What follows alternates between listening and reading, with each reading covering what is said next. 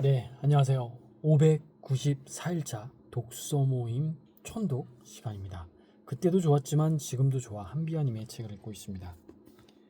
9일차입니다. 217페이지까지 읽었는데 드디어 4장 그때도 좋았지만 지금도 좋아가 다음 시간에 읽혀질 예정입니다.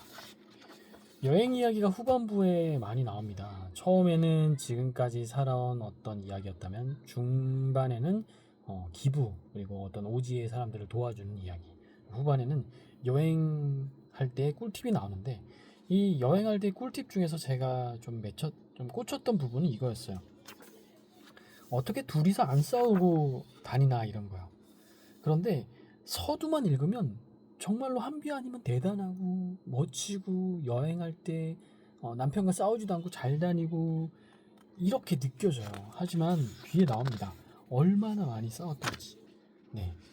어, 이 남편 안토는 사진 찍는 거를 별로 안 좋아한대요. 그리고 밤늦게 돌아다니는 것도 안 좋아하고 오랫동안 줄을 서서 먹는 것도 안 좋아하고. 근데 완전 반대인 거죠, 한비아님이랑은. 그래서 나는 여행 중 가끔 영화관에 들러 현지 영화나 히트작을 보고 싶은데 안토는 영화보다 책 읽는 걸 더 좋아한다. 으이그 속 터져. 책은 집에서 실컷 보면 안 되나? 나는 일본이나 경치 감상을 즐기는데 안토는 경치보다 사람 구경하고 이야기 나누는 걸 훨씬 좋아한다. 사람은 네덜란드나 한국에도 많잖아. 뭐 이런 거야. 이런 차이 때문에 처음에는 수없이 부딪히고 자주 폭발했는데 폭발은 주로 나다. 괄호열고 이렇게 써 있습니다. 이제는 크게 싸우지 않고 넘어간다고 합니다. 뭐 여기엔 여러 가지 방법이 있는데 그중 인상 깊었던 건 이거예요. 부부가 여행하기 전 서로 금기어 목록을 정하라는 겁니다. 다른 친구분한테 했던 금기어 목록이 있습니다. 자, 첫 번째, 시댁 식구들이 섭섭하게 했던 해묵은 얘기 시리즈는 절대 하지 않기. 두 번째, 최근 폭망한 펀드 이야기도 하지 않기. 돈 관련된 거죠. 그리고 세 번째, 유일한 취미인 음향기기와 음반 쇼핑 이야기를 하지 않기. 반면 친구는 마음에 안 드는 며느리 흉보기를 하지 않기. 또 외모 지적하지 않기. 그리고 폐차를 포함한 운전 부주의로 냈던 크고 작은 교통사고 이야기 하지 않기. 이렇게 서로 건드리는 목록이 있어요. 저도 제가 지금 부부랑 10년 넘게 살았지만 제 아내랑 10년 넘게 살았지만 서로 금기어 목록이 있는데 그거를 적어두지 않아도 약간 알아요. 이거 딱 건드리면 표정부터 안 좋아져요. 주로 제 아내는 여성 비하 발언성 이야기가 나오면 싫어해요. 근데 이게 꼭 비하가 아닐지라도 다른 여성 이야기를 하면은 싫어해요. 근데 맞네요. 제가 다른 여성 이야기를 한다는 거는 보통 와 내가 저 여자를 봤는데 너무 이쁘다 이런 얘기가 아니라 어떤 여성이 있었는데 어떤 뭐 불합리한 일을 당했대 이런 이야기만 해도 아내는 기분이 확 상해서 저랑 보통 다퉈요. 저도 왜 다투는지 모르겠어요. 끝에 저는 항상 이런 이야기를 합니다. 내가 이 얘기를 꺼내서 당신을 기분 나쁘게 하려고 작정을 하고 그렇게 계획적으로 해서 꺼낸 게 절대 아니다. 내 말투에 어떤 스킬이 부족해서 당신이 화냈다면 미안하다. 이렇게 저는 말을 하거든요. 또 최근에도 그랬던 적이 있어요. 뭔지 기억은 안 나는데 또 잊어버렸지만 아무튼 자녀 교육에 관한 이야기였어요. 자녀 교육에 관한 이야기를 하는데 첫째는 어떤 스타일이고 둘째는 어떤 스타일이다. 이런 면에 있어서는 좀 이런 걸 고쳐야 되겠다. 그리고 지금 보면은 아이들이 숙제나 뭔가 해야 할 일을 안 하고 먼저 달콤한 걸 먼저 챙긴다. 그렇기 때문에 체크리스트 같은 걸 만들어서 먼저 한 다음에 TV나 게임을 하게 하는 게 좋을 것 같다. 요 말을 딱 꺼냈는데 이제 와전이 된 거죠. 그럼 내가 이때까지 뭐 제대로 안 했다는 거냐? 아니면 내가 한 노력은 아무것도 아닌 거냐? 이렇게 이야기를 하더라고요. 제 입장에선 전혀 그런 얘기를 안 했을지라도 저 아내한테 그런 얘기했어요. 당신이 그렇게 느꼈다면 내가 말한 뉘앙스에 분명 당신에 대한 원망이 조금이라도 섞여 있었나 보다. 하지만 그렇게 느꼈다면 사과하고 나는 전혀 그런 의도가 없다. 당신은 지금 집안일과 그리고 학업 부수적으로 이제 대학원 다니는 일을 하면서 아이들까지 돌보기에는 너무 체력적으로 정신적으로 한계가 있는데 이것만으로는 난 대단한 거라고 생각을 한다. 뭐 이렇게 얘기하면서 막 말을 했던 것 같아요. 그래서 뭔가 트리거가 있는 것 같아요. 그런데 좀 이런 거 있어요. 좀 억울한 게 있어요. 뭐냐면 제가 예전에 육아휴직을 하고 집에서 한 3년 동안 아이들을 돌볼 때가 있었거든요. 그런데 이제 집에서 집안일 하고 있으면 아내가 퇴근하고 들어와서 몇 마디 던지면 그게 그렇게 빗으로 날아 꽂혀요. 근데 저는 그냥 그걸 넘기는 거예요. 그냥 그런데 아내는 그걸 못 넘기는 스타일인 거죠. 성격이 다른 거, 그러니까 뭔가 그게 다른 거죠. 참는 스타일인 거고, 뭐 표출하는 스타일인 거고, 이게 다른 거겠죠. 그래서 집에서 일하시는 분들이 얼마나 힘든지 알고 있습니다.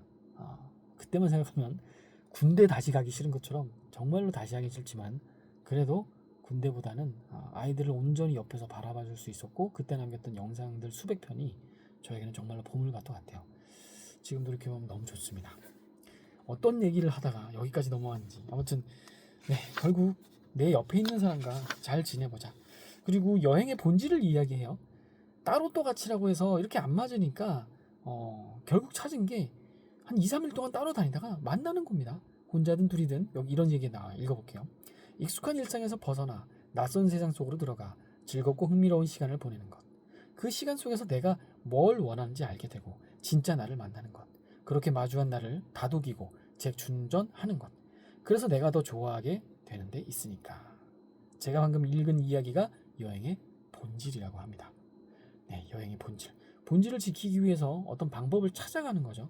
네, 투정만 하면 안 되겠죠. 그 이야기도 좀 좋은데, 요 이야기는 말고 순례길에서 따로 가다가 서로 싸우고 목표지점에서 만나기로 하고 목표지점에서 만나서 이렇게 말을 합니다. 헤어질 뻔했죠.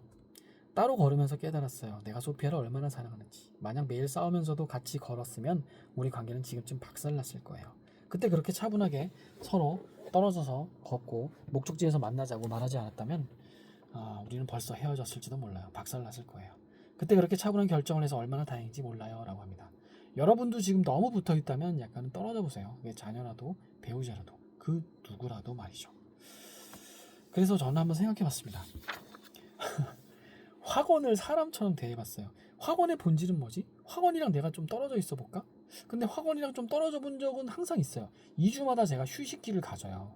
2주마다 휴식기를 가지고 2주마다 이런 책 한 권, 또 2주마다 이런 책 한 권 읽거든요. 다음 책은 이거죠. 인생의 오후를 즐기는 최소한의 지혜.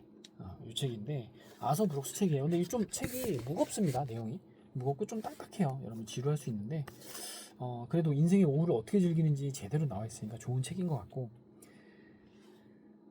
그래서 좀 떨어져 있는 거 확언을 막 매진했다가 좀 2주 동안 잠깐 쉬어보면요 다시 확언하고 싶어요. 확언할 때 꼭 저는 넣으라고 하는 게 있어요. 확언의 본질이 중요하거든요. 여행의 본질은 앞서 말했죠. 확언의 본질은 이겁니다.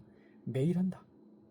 매일 하면요 매일 내가 뭔가를 하고 있다는 거에 대해서 안정감이 들어요.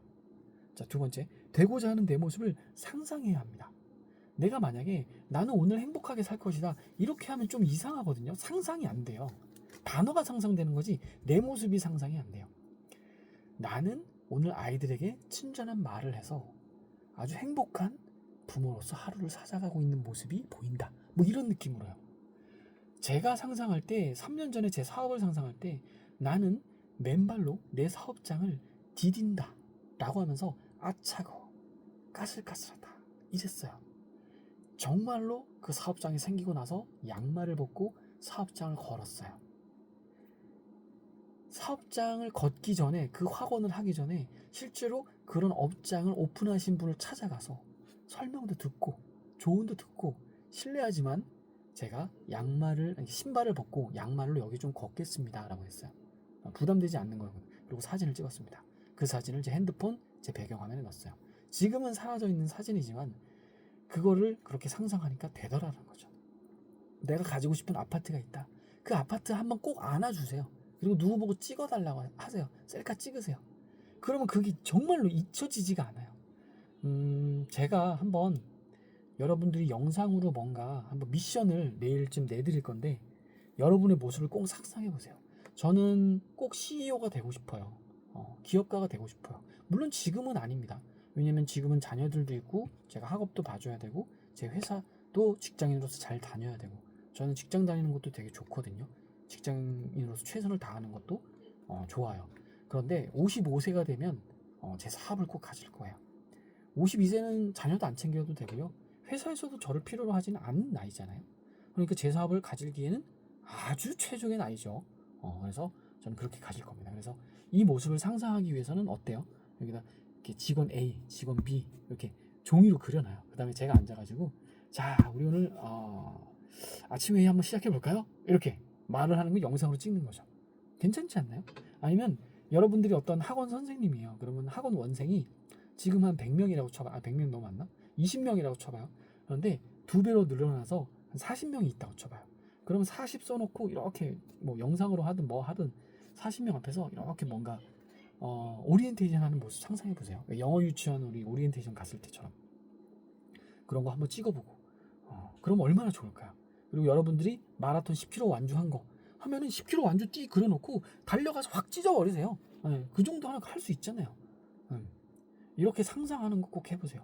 나는 건강한 사람으로서 몸에 복근이 있다. 이걸 제가 원래 항상 상상을 해요. 나는 건강한 몸짱 아저씨다라고 하면서. 근데 그걸 굳이 적지는 않아요. 조금 창피하긴 합니다. 쉐임하긴 해요. 아직은 부끄럽습니다. 당당하게 화번을 하지만 감정을 넣는 건 중요하거든요. 자신 있게 말해도 되고요. 부끄러워도 돼요. 왜냐면 부끄럽다는 건 내가 찐으로 상상했다라는 거잖아요. 내가 10억을 가지는 내가 10억 100만 그러니까 100만 장자가 10억이잖아요. 100만 장자 메신저다. 이거 외치는 것도 너무 좋아요. 저는 100만 장자 메신저다라는 걸 제가 가끔 안 써요. 그냥 나는 그러니까 10억이라는 숫자를 잘 안 써요. 왜냐면 10억을 숫자를 말을 하면 뭐랄까요? 이렇게 1억도 없으신 분들이 막 5천도 없으신 분들이 좀 나는 10억 없는데 이렇게 걱정하실까봐. 물론 저 10억 없습니다. 그런데 그 말 때문에 혹시라도 걱정하실까봐. 그리고 나는 내가 집을 가지고 싶다 이런 말도 잘 안 써요. 저는 한강변 뷰 혹은 아주 고층 빌딩 이런 거 내 이름으로 하나 4억 지어보겠다. 그리고 내 아파트 한강뷰가 보이는 아파트 가져보겠다. 이런 꿈은 항상 있어요. 그런데 그걸 쓰진 않아요. 왜냐면 집이 없는 분들도 있으니까. 그런 것 때문에 안 하는 거지 항상 마음속에는 가지고 있다. 라는 걸 말씀드리고 싶습니다. 어쩌다가 12분 동안 녹화를 하게 됐죠? 좀 신기하네. 요 책이 좀 마력이 있나 봐요. 자, 다음에는 내일은 정말로 기쁜 마음으로 요걸 읽어볼 거예요. 제가 이렇게 길게 남기면 사실 읽는 분들은 이걸 영상을 보시는 분들은 별로 없어요. 이게 저한테 그러니까 도움되는 영상인 거죠. 그때도 좋았지만 지금도 좋아. 여러분이랑 함께해서 독서 모임 천독 함께해서 그때도 좋았지만 지금도 좋습니다. 저는 이 말을 1000명 앞에서 꼭 할 겁니다. 그때도 좋았지만 지금 현재 17명과 함께 할 때도 좋았지만 1700명과 함께 할 지금도 너무 좋습니다. 감사합니다.